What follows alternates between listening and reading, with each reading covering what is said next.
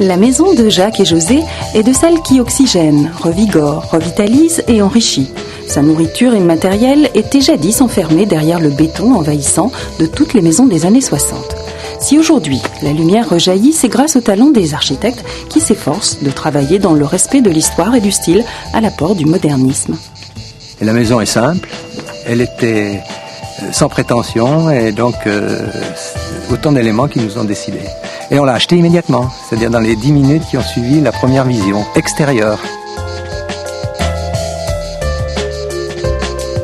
Cette maison, elle a eu de la chance, puisque les différents propriétaires ont chaque fois amené une strate, mais ces strates sont lisibles encore. Et chaque fois, on les a respectées et on a simplement fait des pas en avant, mais on n'a jamais fait de pas en arrière. Et le dernier pas, c'était le pas avec notre architecte Vincent Coste.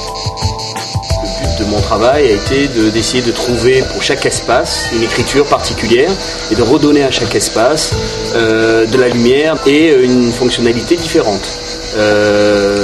Et surtout d'essayer de trouver un petit peu une écriture un peu poétique pour chaque espace.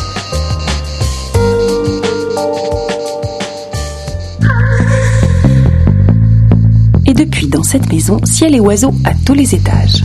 Ce puits de lumière n'était pas là en fait, hein. Il y avait le patio qui était existant et l'idée c'était de créer un espace semi-intérieur, semi-extérieur. Tantôt ouvert, tantôt fermé, au gré des envies, en fonction du temps. Un volume flexible obtenu grâce à cette plateforme mobile en verre qui fait office de toit, créant depuis le bas une sensation de hauteur et d'appel vers le ciel.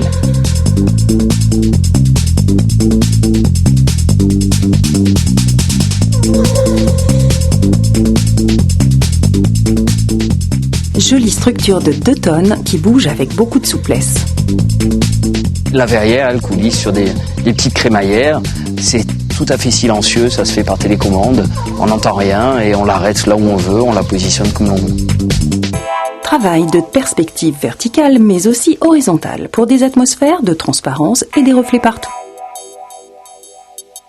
Et l'idée du reflet était guidée par la vue ici qui est exceptionnelle et je voulais avoir dans chaque espace, même si on ne regarde pas directement la vue, la possibilité de la voir. Donc on a par exemple par la superposition de verre et de strates de verre cette vue qui est toujours présente, omniprésente où que l'on soit. Y compris dans la cuisine, sauf quand elle est fatiguée. Là, elle s'en va se coucher derrière une voile de bateau pour oublier le temps d'un rêve, tant de merveilles.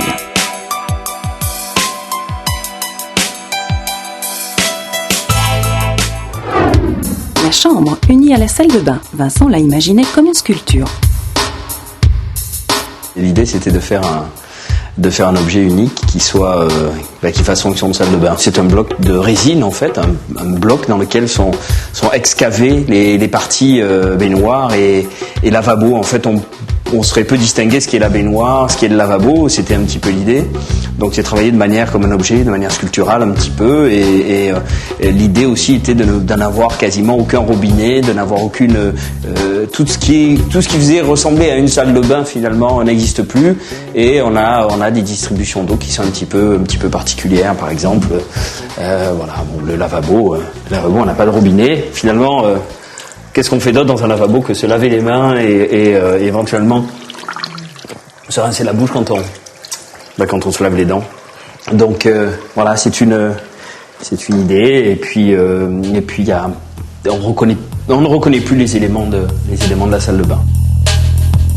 Autre originalité, l'habillage mural, composé d'une image abstraite, l'image numérique retravaillée d'une vieille barrière en bois flotté trouvée sur la plage et qui fait le tour de la pièce.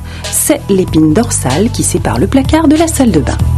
Toute création, toute chose nouvelle est là pour donner de l'émotion. Bon, il y a de la fonction, mais il y a l'émotion aussi. Ne serait-ce que la possibilité d'avoir cette flexibilité, c'est une émotion. C'est une action qu'on peut avoir aussi sur l'espace.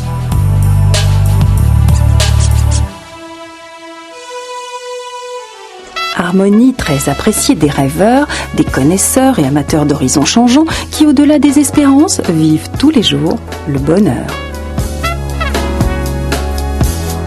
Cette maison est très agréable à vivre parce qu'elle correspond au rythme de la journée. C'est vraiment un plaisir d'être entouré de la nature que vous voyez ici et qui finalement pénètre par transparence à l'intérieur de la maison. Donc c'est vraiment, c'est exactement la maison dont on rêve au bord de la mer.